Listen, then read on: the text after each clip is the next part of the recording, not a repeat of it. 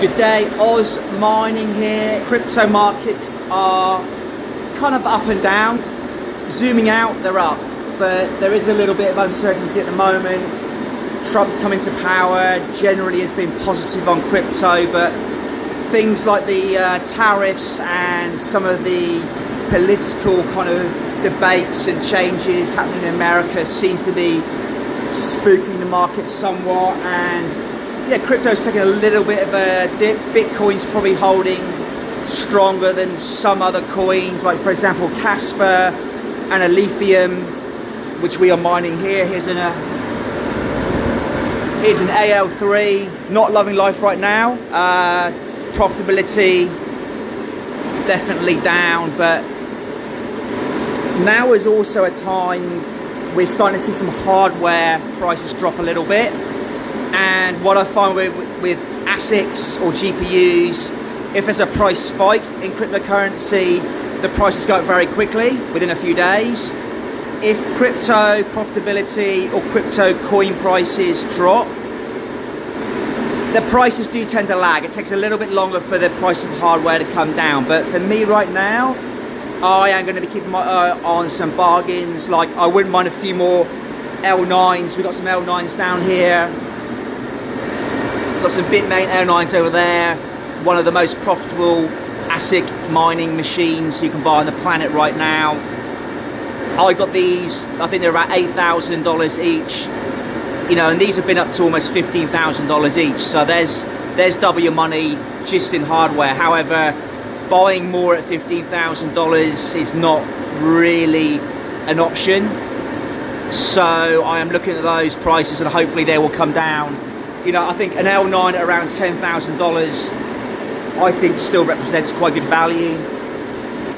One thing I've realised with ASICs, you're essentially paying the ASIC manufacturers up front the profit. So they're taking all the profit straight away, and then us miners, we're there, we have to ROI as quick as possible to break even, and then we can enjoy some profit. But it's kind of the way the world works. If you want to buy these machines, you essentially have to pay up front for the profit we're going to earn, for all the hard work, the cabling, the hardware, the setup, the time. All of that for us is really an investment just to get these earning money for us post break even, I would say. So in some instances, you know, it can take 3, 6, 12 months to break even on these machines, and then only then can we actually enjoy out and out profitability. Of course, there is things like depreciation on the original asset, which can help if you run it as a business like I do, but still, when you're paying $15,000 for a machine which you know only costs around $1,000 or less to make, it can hurt sometimes buying the equipment. So what we're doing today, today I am going to be cleaning or replacing these fly protector covers. Look at all these flies. So I definitely need to, well, keep these fly protectors on to stop all the flies and bugs going into my machines. But B, I think I need to try, I think what I'm going to do, I'm actually going to put a fly screen here. Even though this warehouse is essentially fully sealed, I think what's happening is flies are actually coming in from the, if I can just show you that there is a roller door. There is a roller door up there. And I think over the top of that roller door is where bugs are coming in at night. There's a lot of air, there's kind of negative pressure in here. So wind will generally suck into the warehouse. So I think flies and mozzies are just coming in there. But also when I arrived today, I did open this window here because I thought a little bit of cool air coming in this way wouldn't hurt, just to make sure the machines are not A, getting starved of oxygen, but B, there's enough airflow coming in. But unfortunately the fly screen mesh here had actually come stuck, was kind of open. So I think I've actually had a larger influx of flies and bugs more than normal. So we'll try and fix that today. I'll put a bit more tape and try and block it off. But I generally have that closed, but I'm quite liking the extra air coming in just to feed the machines at the moment. With the amount of air that I'm sucking through all these machines, there's a lot of CFM here, a lot of air required. So I'm very conscious that if I have a bottleneck at the roller door around the corner there, it could actually starve the machines of airflow. So something I need to think about is possibly opening this window up or some extra air coming in to create a bit more passive air, or maybe, I guess, forced air coming through the mining farm. So that's a little bit of airflow I need to think about. If anyone's got any comments, if you can sort of understand the layout here, then any comments, yeah, welcome. Any ideas, please throw them in the comments below. So yeah, so today I'm going to be just taping up the window there. I'm going to be either using my Hoover to suck off the flies. And look, whilst this is not ideal, at least those flies have not gone through the machines. That would not be great for the machines. And then I think I'm going to, I do have an air filter here, which was a cloth filter, but that got really dirty really quickly. So I'm going to replace that with a AC Infinity silencer and put one of these filters on the end. And I have, so you would have seen in my last video, I think I showed you these fatter cables. These are more higher rated cables for 10 amp L7s, really, really nice. Look at these, really nice cables. These are 3 mil thick, these are 14 AWG. And these are, I think, 16 AWG, a bit thinner, but still a lot bigger than standard. But I've now got some much higher rated C19 to C20 cables. So instead of running my AL3 directly to these, I guess, not really crypto specific outlets, not really ideal for crypto, I can remove these and now plug my ASIC miners directly into these PDUs. Let me go downstairs and I'll just show them really quickly.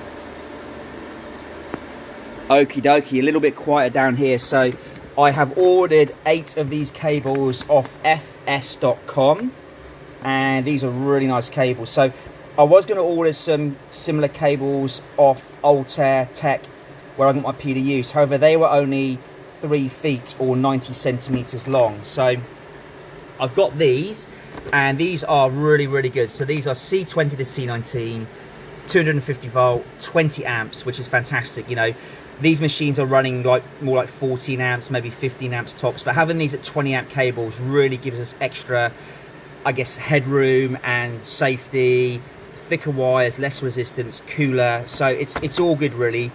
And I've gone for the 1.2 meter versions. So they're 4 feet, which is a bit longer than the Altair Tech one. So that actually suits my set of my machines a little bit better. But look at that, 12 AWG wire. That is really fat. Actually, let me open one of these up quickly. All right, out the packet now. So there we have the C20 end and the C19. And there's a nice, actually really nice. They've got these little Velcro straps on them. So let's just take that off. Sorry, I've got 2 pairs of hands. And yeah, so this cable is 1.2 meters, but it is so thick. Like, it's almost as thick as my finger. Really, really nice. This has just got safety, cool written all over it. Let me see if I can zoom in. So there you go. Can you see that? Let me try and zoom in a bit more. There we go. So inside each of the copper wires, so there'll be 3 of them. One is earth. Come on, zoom in. Yeah, one is an earth, and the other 2 are the like positive and the negatives. Sorry, it's a bit blurry, not ideal. Come on, we can get in there. So you can see there is they are 3 mils thick each, and you can see they're 12 AWG. So let's zoom out. So these are fantastic. Let's take these upstairs. Let's just do it live. Let's go upstairs now, and I'll just show you how these are going to fit in. But yeah, these are really, really nice. I've been waiting for about a week from these. Due to the Chinese New Year, it was a bit slower coming out of China.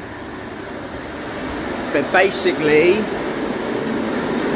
these cables will, so the C90 end will go in there, then the C20 end will come in down here, and then it will run straight out the PDUs.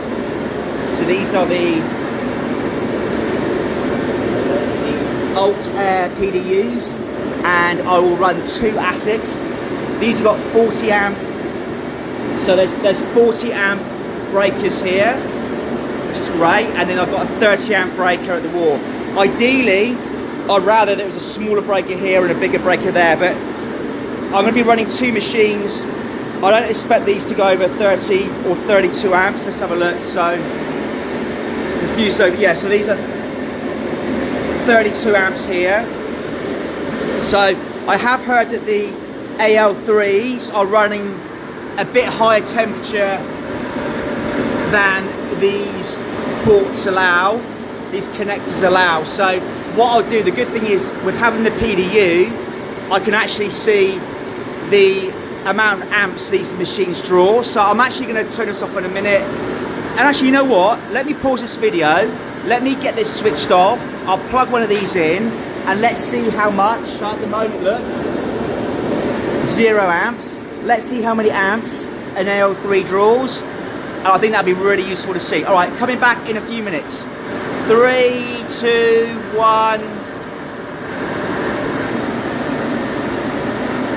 Okay, we are back, and as always in crypto, nothing goes according to plan. So I did actually have my PDU set up here on the end of the frames, but when I actually got a longer cable than I thought I needed. I've got a 1.2 meter cable, but it did not quite go into these. It was almost coming out a little bit, so I wasn't comfortable with that. So what I've done is I just unscrewed that, and I've actually just mounted the PDU going down through the middle, got some cable ties there. It's pretty solid, and to be honest, that will be fine.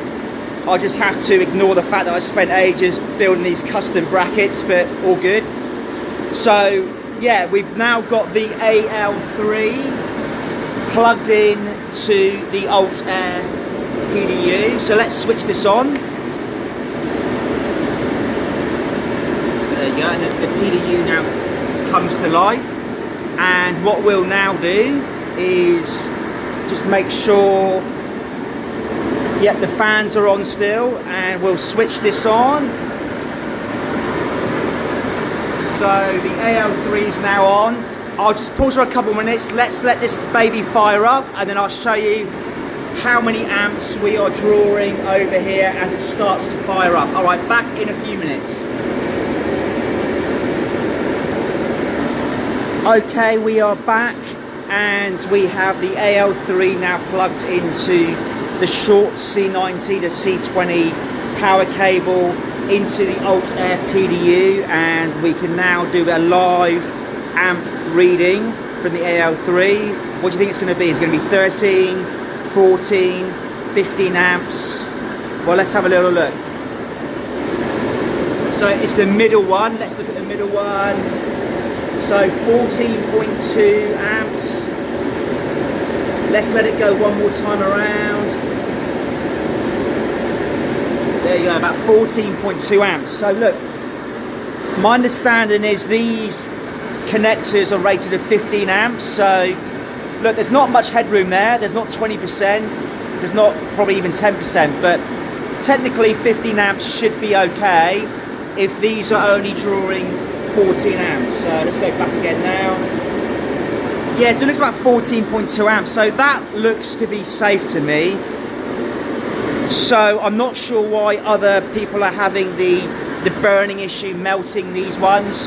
We'll just have to monitor that situation. But one thing I will say that I am happy with now, I'm really happy with this cable into the PDU, and then we have it going, these drop downs. So thank you, Dan Balmer from Canada, mentioned drop downs, and I said I would show you that we have been working on that. So we've now got drop downs. So for the PDU, it connects onto these sleeve connectors, and then that goes up through the wall and comes down to these circuit breakers here. So I think it's number 9, so a 32 amp circuit breaker. And that's my setup at the moment. So what I'm going to be slowly doing now, I'm going to start, I want to run these PDUs. I've got 1, 2 and 3. I want to get them all running. 2 machines, 4 machines, 6 machines. probably run it for a week, and if this setup is running without any issues, no heat issues, then I'm going to order 6 more PDUs and get my whole fleets of ASICS over to these PDU setups with this shorter, safer, fatter power cables. All of this will be removed pretty much, so that'll be safer as well. So that's my next little chapter of the OZMINING crypto warehouse. So I'm going to say ta-ta for now. Thanks for watching. Please keep all the feedback, likes coming. I want to actually shout out Dan Balmer from Canada. He's actually giving me some really good tips, feedbacks and support. And also Phil Darth from New Zealand. He was the one that actually I saw the video with these Altair PDUs. So Altair should be thanking him for sharing that information so I could buy these. And also some general tips around safety and power cables. So just want to give a shout out to those crypto miners. If you can look up Dan, you can look up Phil, give them a like, subscribe to their channel, because they are massively helping me, and that's what this community is all about. So on that note, sharing the love, I'm going to say bye for now, and I'll see you on the next one. Take care.